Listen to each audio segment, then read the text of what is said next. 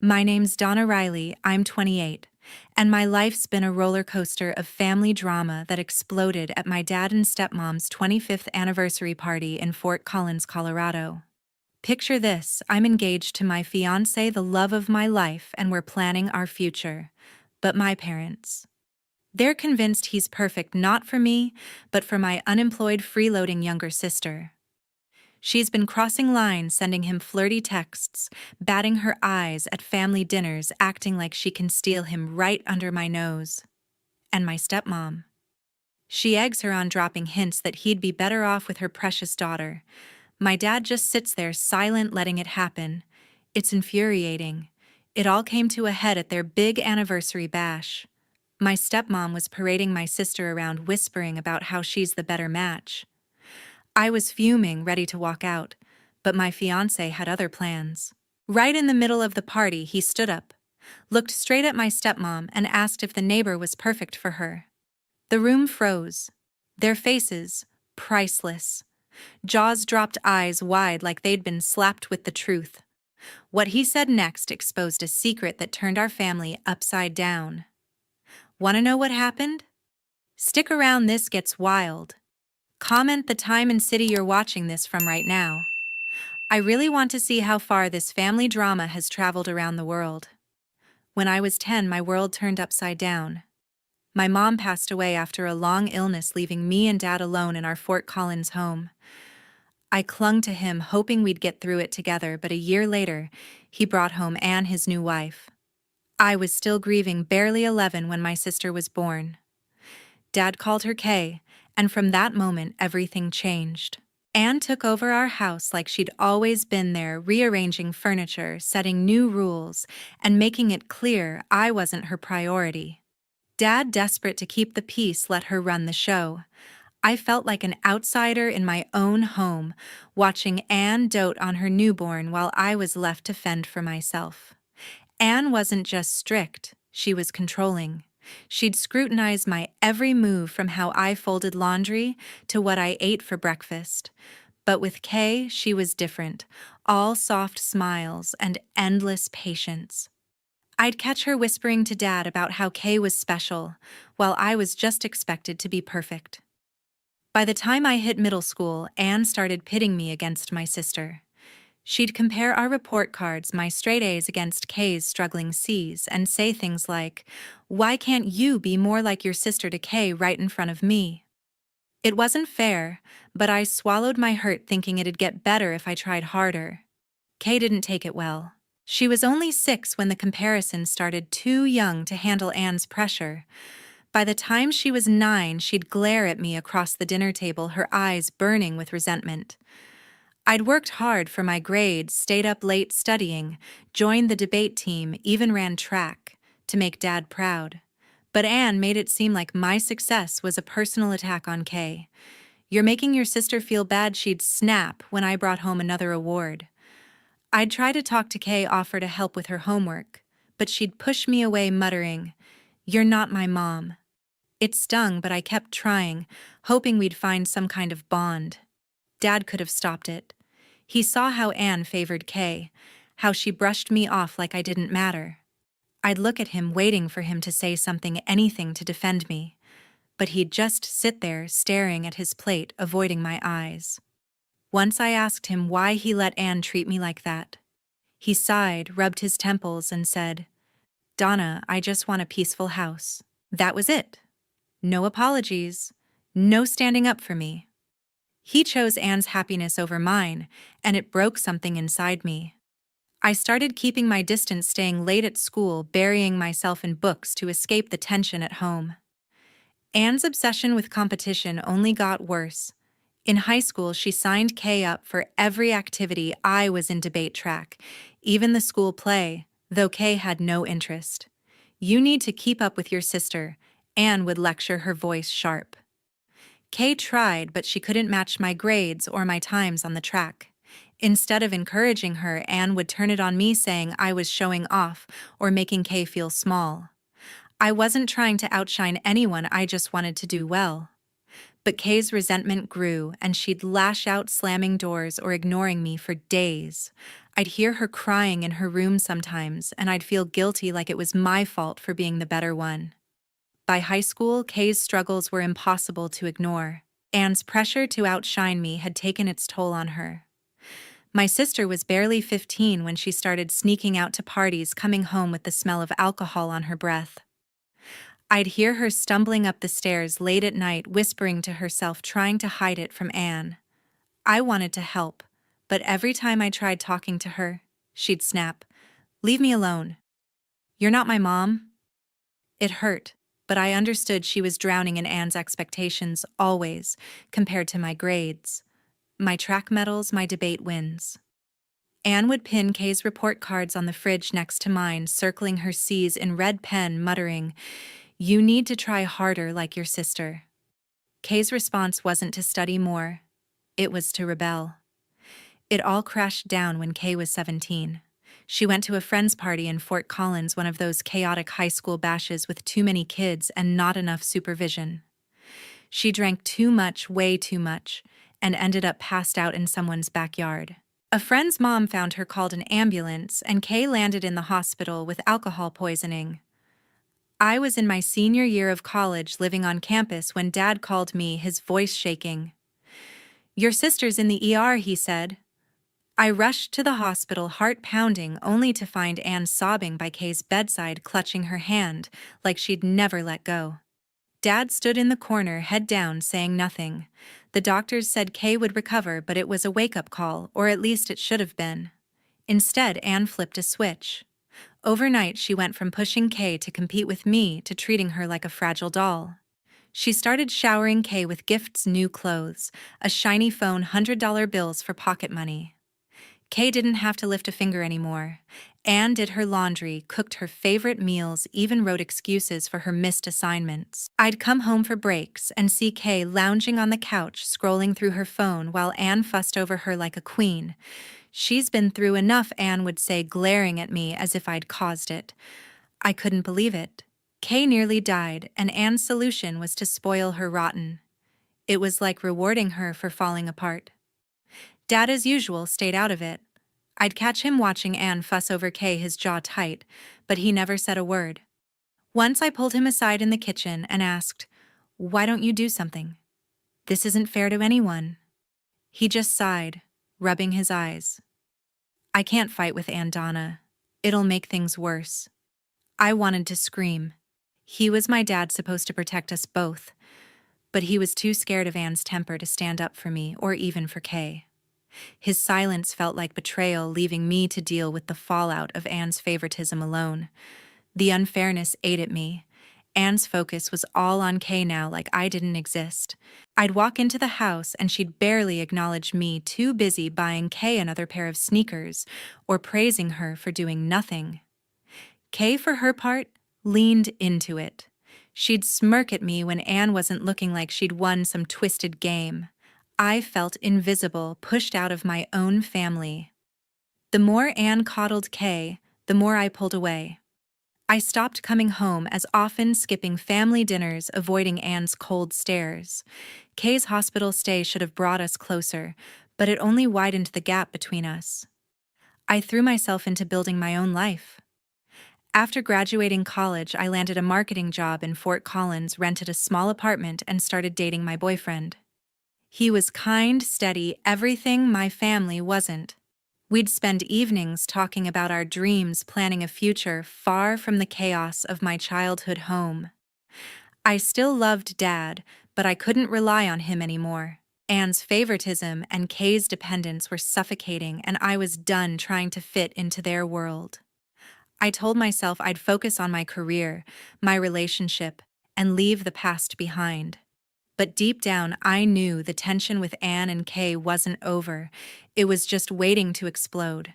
After her hospital stay, Kay became the center of Anne's world. My sister had no job and no ambition, living off Dad and Anne's money like it was her birthright. Anne paid for her new apartment in Fort Collins, stocked with designer furniture, while Kay ordered takeout daily and splurged on luxury handbags.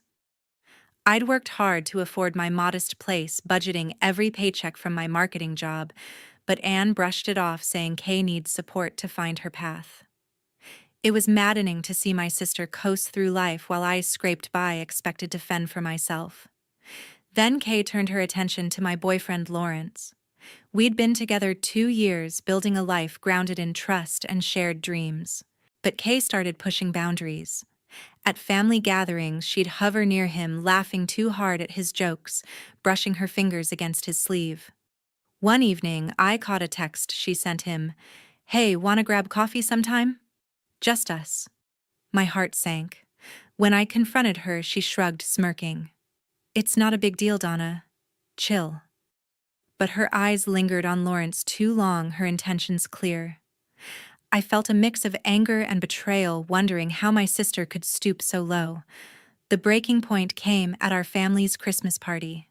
Anne had transformed our Fort Collins home into a festive showcase with a glittering tree and relatives packed around the dining table.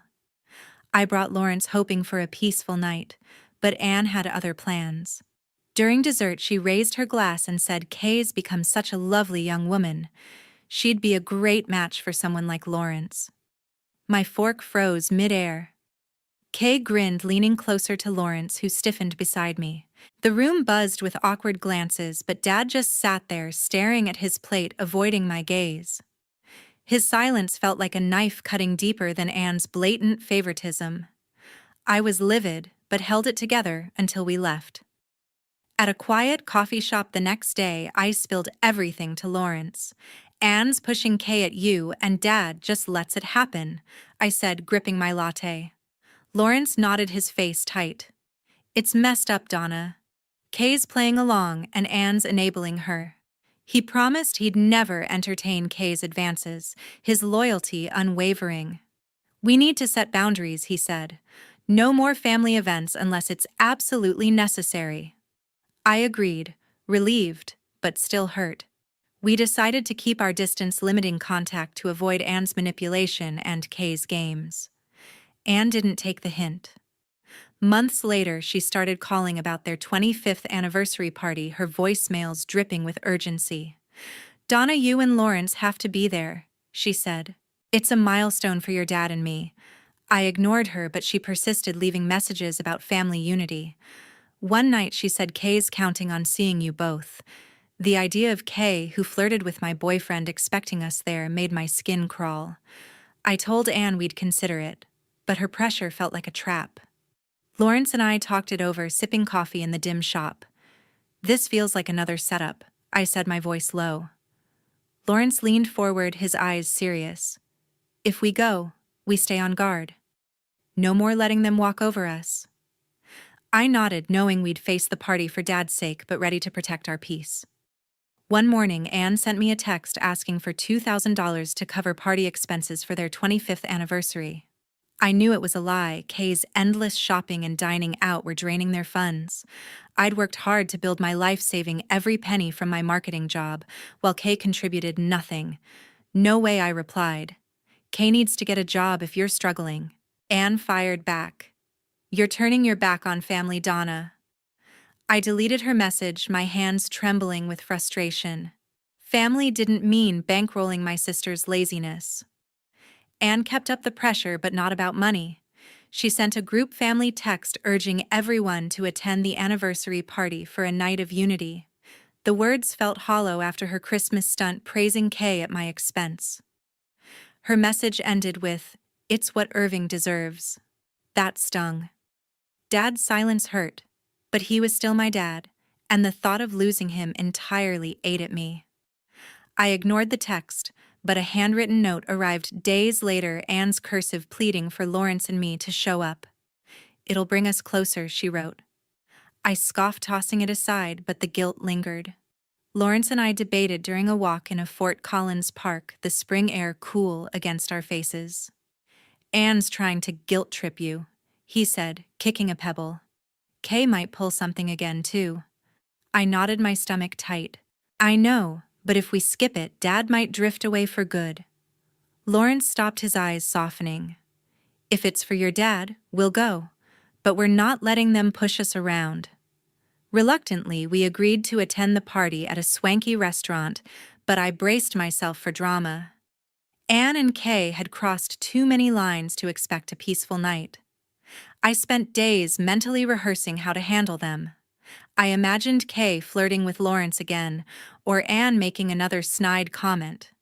I told myself I'd stay composed, but Lawrence was less patient. "If they try anything, I'm done holding back," he said, his voice firm. I spent sleepless nights dreading the inevitable clash, knowing we'd need to be ready for anything. The party loomed like a storm cloud, and I felt both fear and determination. Then a bombshell dropped. Lawrence was sorting through an old phone I'd lent Anne years ago when he found texts between her and a married neighbor. They were from before Kay's hospital stay, but suggestive secret meetings, winking emojis, Anne saying she needed an escape. Lawrence showed me, his jaw tight. "This is serious, Donna. Anne's not who she pretends to be." My heart raced. It was a gut punch, but also a weapon. I felt a spark of resolve, knowing we had leverage. That night, we walked through the park again, planning our approach. "We don't start trouble," Lawrence said, his voice low. "But if Anne or Kay push too far, we use this. They need to know they can't control us." I agreed, my anger outweighing my nerves. "If they cross the line, we expose her," I said. We decided to hold the texts back unless absolutely necessary, but the knowledge gave us strength.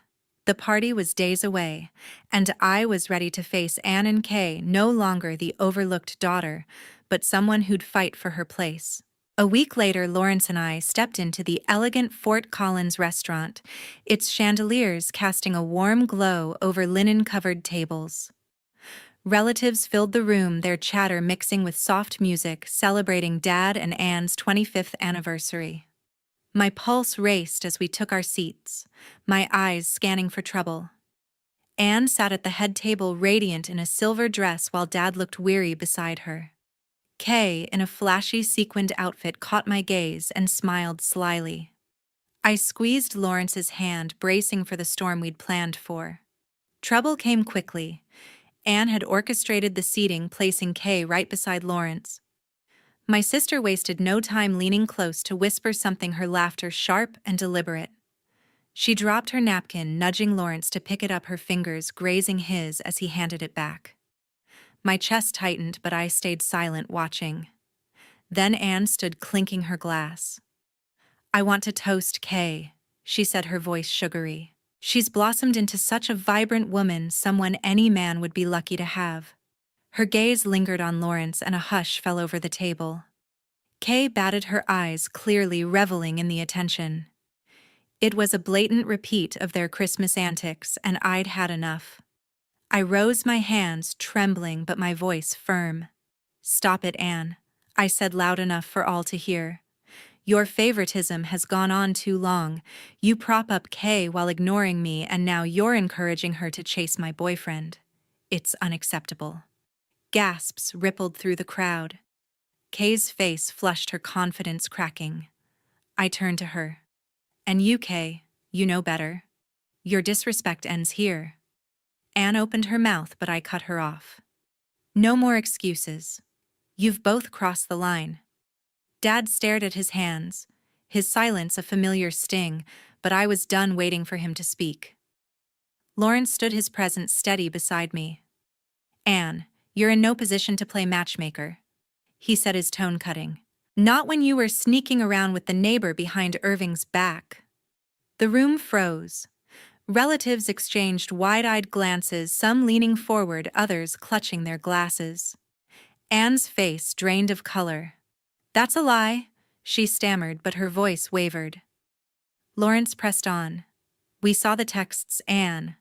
Late-night plans, flirty messages. You betrayed Irving, and you're not fooling anyone." Dad's head jerked up, his eyes locked on Anne, a mix of shock and pain crossing his face. The air felt heavy, charged with the weight of truth. My cousin Brent, who'd been quietly observing, set down his drink. He'd always stayed out of our family's mess, but now he spoke. "Donna's telling the truth," he said, his voice calm but resolute. "Anne, you've sidelined Donna for years, favoring Kay at every turn. And now this pushing Kay at Lawrence is wrong, and those texts? You owe us all answers. His words landed like a blow. Anne looked around, searching for allies, but found none. Kay's eyes welled up, her bravado gone. The relatives whispered, some shaking their heads, others staring at Anne in disbelief. Dad remained silent, his head bowed low as if the weight of the revelation crushed him. Anne tried to recover, muttering about misinterpretations, but her voice lacked conviction. She grabbed her purse, her movements jerky, and signaled to Kay. "We're done here," she said, her tone brittle. Kay followed, her head down, avoiding the judgmental stares.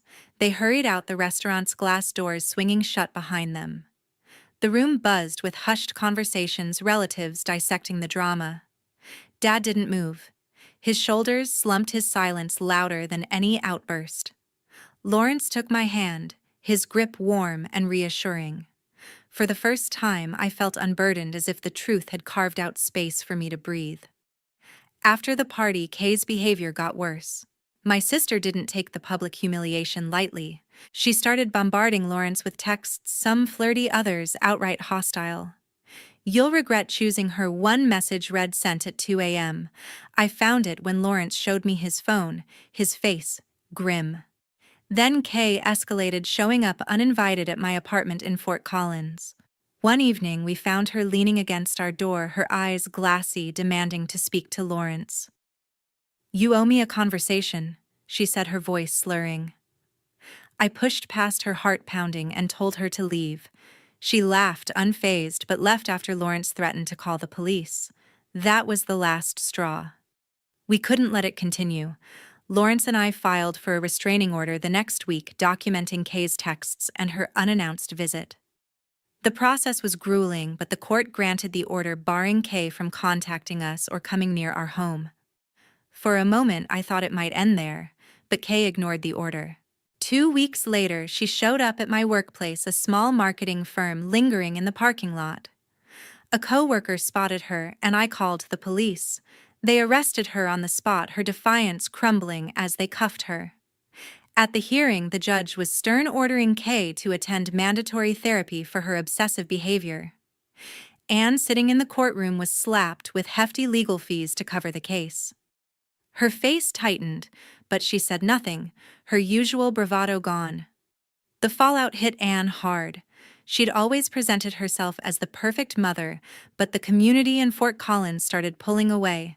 Neighbors whispered about her affair, and old friends stopped inviting her to gatherings. Kay's arrest only fueled the gossip. At a local charity event, I overheard someone say, "Anne enabled that girl for years, and now look." Anne's social circle shrank, her reputation tarnished.